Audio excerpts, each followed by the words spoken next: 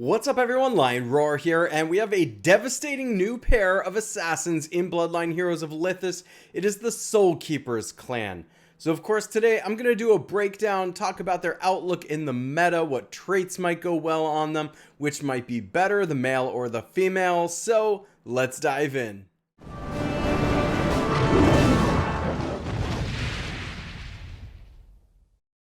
But first, download Bloodline Heroes of Lithis, a mobile RPG action fighting game where you can marry your champions to create new and unique hybrids. Use the link in the description to start with some free stuff, including golden diamonds. See you hopefully soon.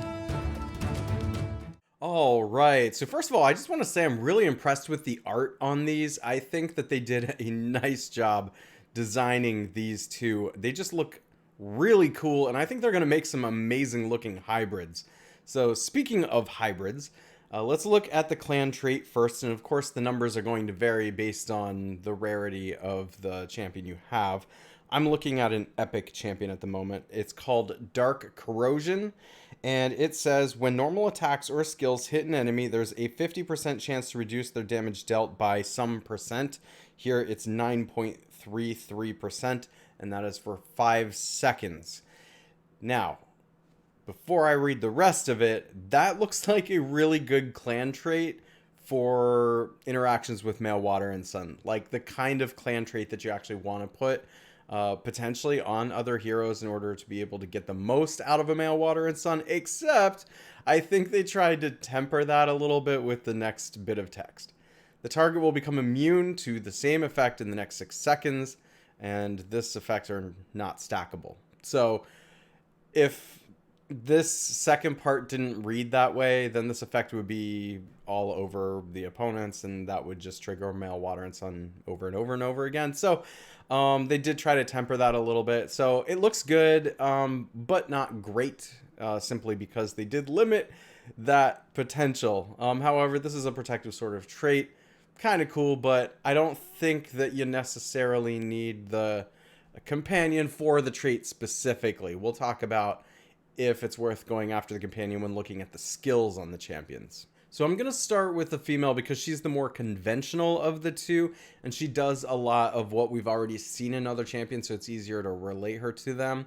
And I'm going to start with the passive because that's usually the first thing that impacts the battlefield. It's called Sinner's Bane, and it says the caster's each normal attack. Okay, I'm going to stop right there. They need to have their translator reword this because that is not anything that makes sense in English. I think they're trying to say each of the caster's normal attacks steal 100 energy from the target, reducing damage taken from enemies with higher energy by 34% and increasing damage dealt to enemies with lower energy by 34%. So y'all can correct me in the comments if you think that's wrong. I mean, I think we're going to have to really test it to see if what I just interpreted it as is correct. But what is actually stated here is definitely not anything that makes sense. Not that it's not correct. I just don't know if that's what it's really trying to say or not. So I'm taking a guess. But I mean, as far as functionally what this passive is doing, it is stealing energy from the target and reducing damage taken by that target. So that's pretty powerful. Anytime you can steal energy from an opponent, it's a 2-for-1 because not only are you increasing your own energy, but you're preventing the enemy from going off. And that kind of effect is kind of cool. We see that Yvonne Male, when used right, can do cool stuff with that. So I like seeing that on there. It can have a big impact if she goes up against a really challenging type of champion on the other side of the battlefield, one that you really want to make not go off. So I think this passive is better on offense than defense because you can really choose where you're placing the female to try and target an opponent on the other side of the battlefield. Now the next skill that typically goes off is this secondary skill, Merciless Pursuit. Teleports behind the enemy with the highest energy to launch a quick strike, dealing damage to all enemies within a fan-shaped area equal to 480% of the caster's strength, draining 30% of their current energy, as well as reducing their strength by 25% and constitution regeneration by 60% for 5 seconds. I feel like okay about that skill. It's not bad. I don't think it's great either.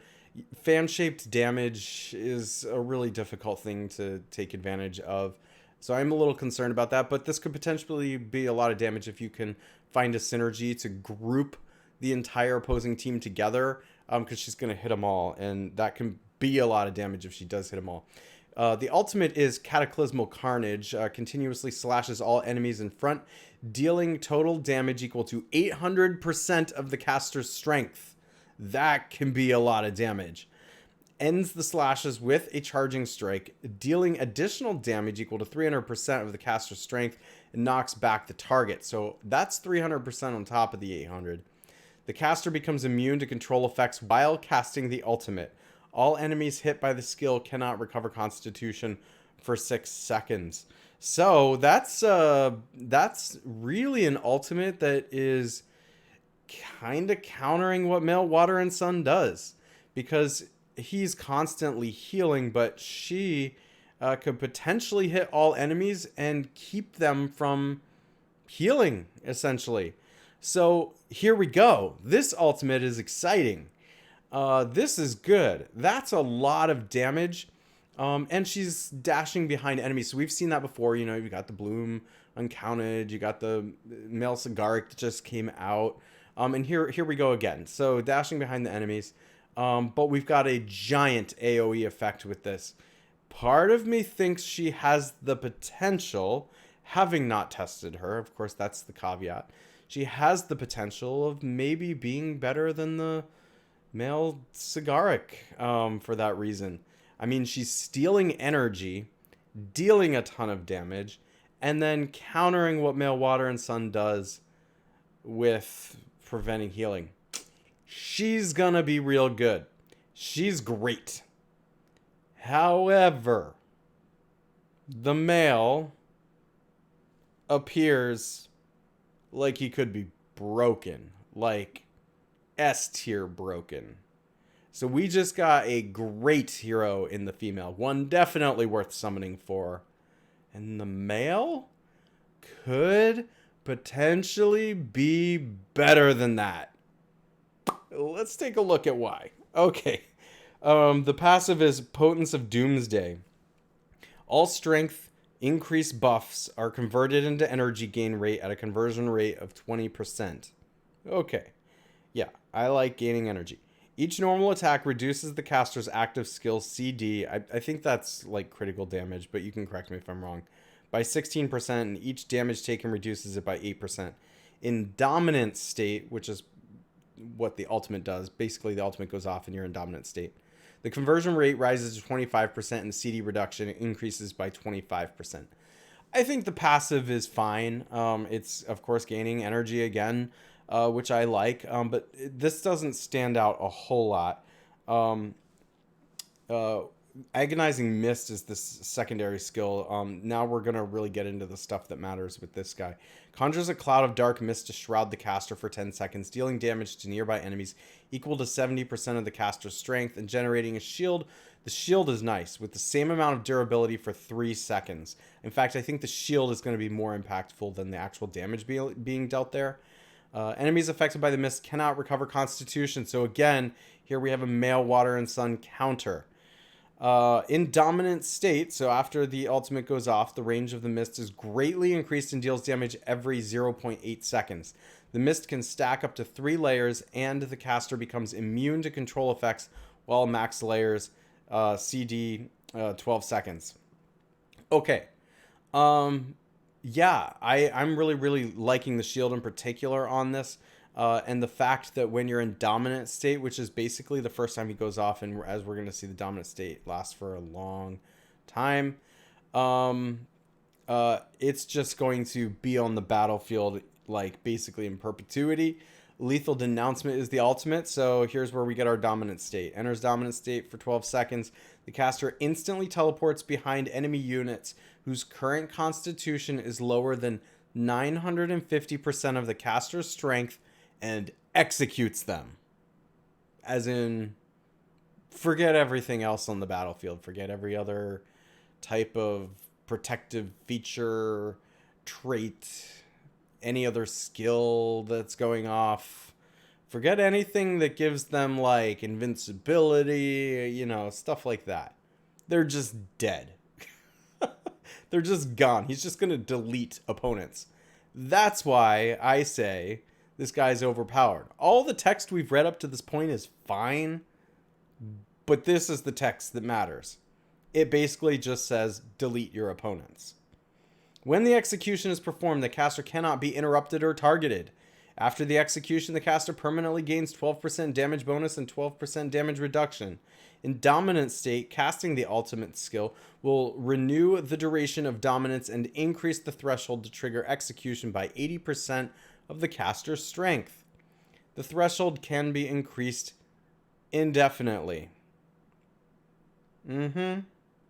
Yep. That's pretty amazing. Okay, now we're still speculating here, and I will be totally upfront about that. I am speculating on this, but usually when you get an ultimate that says delete your opponents, it's S tier. It's overpowered, and you probably want that on your team. I'm just going to say it right now, I'm probably going to be summoning for this guy and putting him on my main team and testing him as soon as I possibly can. So make sure you're subscribed for that video, because we're going to see how good he is.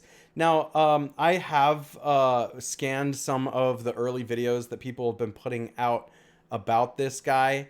And what I know for a fact is that for newer players to the game in newer servers, he's definitely OP. In the mid-tier level, he might be even better. So these are folks who have been playing maybe for a couple of months, and they have several, perhaps 15 stars, but maybe not like the total amount of vigor that the whales or the long-term players who have been playing since the beginning of the game have. Okay, now for the top tier players, that's where I'm a little less sure about if he's OP. I think personally, where I sit in the game is somewhere between mid-tier and top tier. I definitely play amongst top tier players. I wouldn't necessarily consider myself a whale, and I have not played quite as long as some of the longest players in the game, although I've been playing for a while. I started playing about 3 months into after the game was released.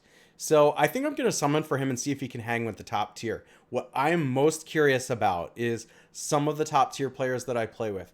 Can I finally start beating them with him? If I can, he's definitely OP. If he competes with the players that I've already been playing with, then he's probably regular S tier. And but maybe not. Maybe at the top tier, like just the big vigored male water and suns and some of the other synergies that go on with like the hose and stuff is just okay, or maybe not as good. We'll see. I'll have to test. Just speculating right now. So yeah, let's talk about traits on these guys. So I think the traits for the female being more conventional, so I'll just like hop back to her for a minute. I probably would go with like my standard, make sure that there's a fast attack trait of some kind, either the stone thrower trait on one of the champions that's going to be on her team, maybe her, maybe not. Maybe agile if you don't have that one. Focused is a great one to put on her. You know, anytime you can get your specials to go off faster, the better. And then I usually like to go honorable and brutal. Now, for the male, yeah, I'm definitely going to try to get him to go off faster. I'm like maybe thinking, man, yeah, sure. Any of the faster attack traits. So stone thrower trait, agile, great, because he does things with his regular attack, and that's fine, but I care more about the special going off, so focused is good. And I should mention ambitious too. I think his ultimate going off faster is even more important than the females. But otherwise, I'm building him like a tank that has brutal. I want him to survive. So, I personally would like a stone thrower trait on another champion, not him, because I want to be able to fit on him like energetic and honorable. I want to make him beefy, and I want to make him hard to kill. And I'm only putting brutal not because I care about the damage that's being done, but because of that 950% of strength feature of the execution. We want to make sure that he's going to actually be able to execute. And that is going to be really hard to do when this is why I'm thinking I'm a little iffy about how he's going to do against the top tier. Because if I go up against these guys I've had a difficult time beating already, maybe I just never get their constitution down to a level where he's actually going to execute. I don't know. Or maybe I do, you know, because the way the Mail Water and Sun meta is working is I tend to get their health down a bit, but then they just heal right back up. And because they're incrementally better than I am as far as the amount of vigor they have on champions and stats and stuff like that, well, they just heal up more and it's just harder for me to deal with. And both of our total constitution is bouncing up and down, but potentially now with this champion, if I can get theirs down far enough, maybe he just executes them. Thing is, you can bet your bottom dollar these top tier players, if that works that way, are also going to have this guy. So we may have a meta of Soul Keepers. Who am I going to replace to put him in my top team? Because yes, I am definitely thinking of putting him in my top team. Probably my Phoenix, because he does a lot like what she does. But he might do it better. If you enjoy videos like this, make sure to like, subscribe, and hit that bell notification, and I will catch you in the next one.